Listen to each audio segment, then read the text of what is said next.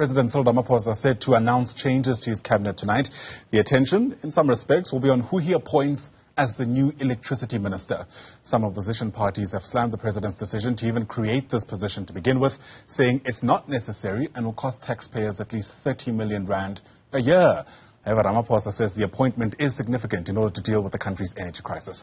Let's get your take from one opposition party, bring in the Good Party's Secretary General Brett Herron joining us via our video link this morning. And Brett, it's lovely to see you. Thanks very much indeed for making time to chat to us and help us think through what you reckon is important. And as we do that, I wonder if you're able to catch that opinion piece written by Peter Bruce in the Sunday Times yesterday, where counterintuitively, you might think, he's calling that we don't appoint an engineer as an electricity minister. And this is part of why he says we should do that. He says it was engineers, I beg your pardon, who are left to their own devices that gifted us ESCOM that's so complex, that depends so much on coal, that we can't actually fix without them. Do you reckon he makes a strong enough argument? Well, look, I mean, the argument is, I think it has some credibility. For me, it's not so much whether the person who's appointed is an engineer, but really whether what the mandate of the Minister of Electricity is going to be and whether the person can deliver on that mandate. The problem with electricity delivery right now, besides the fact that we're all living in darkness, is that there are two ministers who are involved in the delivery of electricity. And so that fragmentation hasn't helped us solve this problem at all. It's possibly exacerbated it.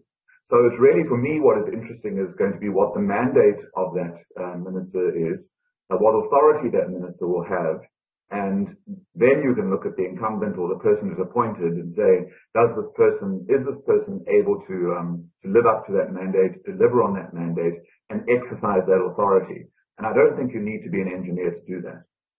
I mean, so I take it part of what you're saying is perhaps we do need to look at the possibility of having an electricity minister, because there are other organizations who believe it's just a smokescreen, right? Coming across as if you're doing something when, quite frankly, nothing effective is taking place. I think, look, I mean, I've experienced just in trying to get answers on the supply of electricity, how the two ministers can bounce the questions from one to the other and you never get an answer. So I think that, and then we're sitting with the most unbelievable power outages that have gone on for months now without any respite.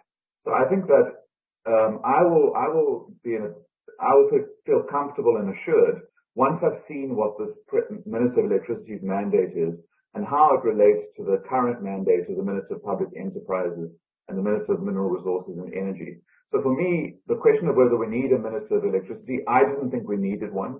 But if there is something in this mandate and if there's something in the authority of this new Minister of Electricity that will help address the urgency with which we need to get out of the current situation, then I may be convinced that we need this Minister of Electricity and then look at who's appointed and say, right, this person can do this job, and I feel a little hopeful.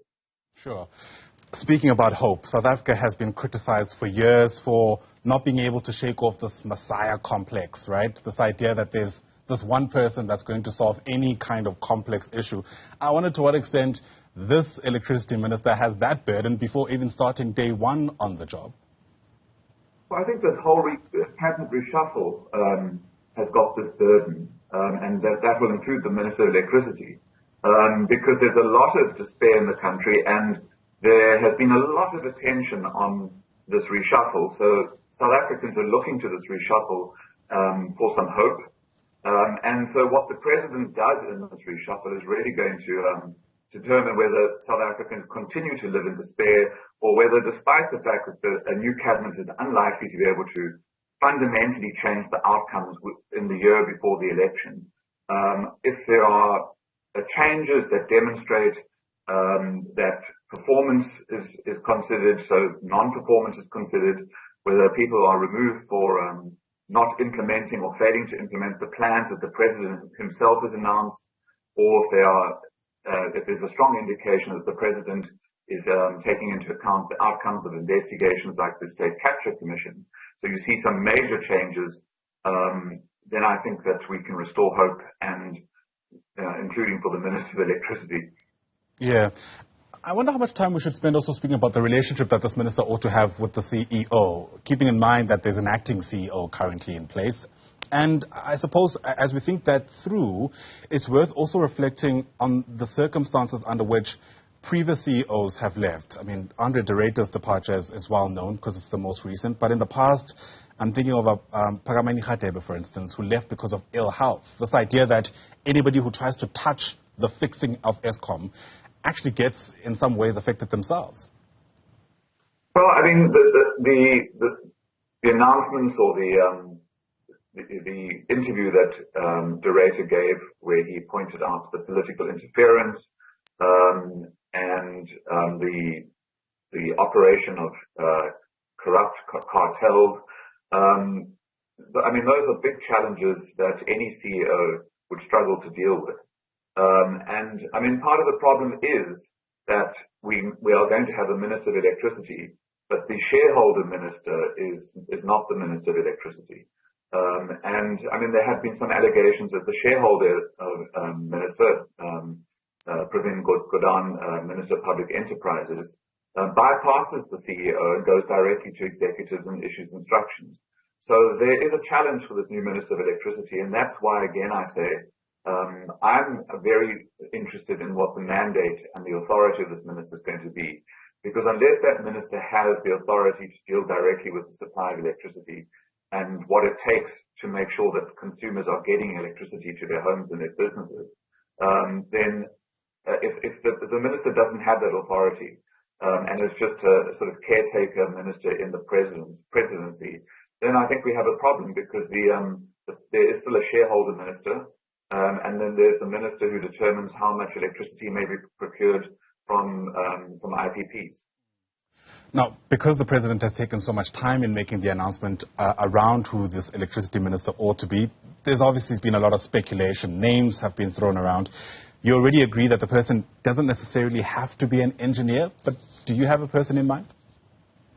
I don't have a person in mind, and I don't really want to go there, because I think we could be surprised by someone that has both the political authority and the expertise, whether it's as an engineer or just leadership expertise or skills. So I don't have a person in mind, but I think it is interesting and something to watch that the Minister of Finance was sworn in as a Member of Parliament in the last week or so, which means that the President now has the space to appoint someone from outside Parliament, meaning they don't have to be a Member of Parliament to take up a cabinet position. So I think that's what I'd be watching for, to see is who this person is and where they're coming from. And if the appointments across the board are not about ANC internal party dynamics, but really the president appoints credible people who you can fully understand why that person was appointed to that position, whether it's electricity or any of the other vacancies that already exist, then I think we can have some hope that we are finally seeing the leadership that we need in this country. Yeah. Hope feels like it's the last thing we have at this stage. But yeah, Brett, you're right. We're going to have to wait until 7 o'clock to see what the president ultimately decides. Thanks for your take. Appreciate your time. Brett Herron is the Secretary General of the Good Party.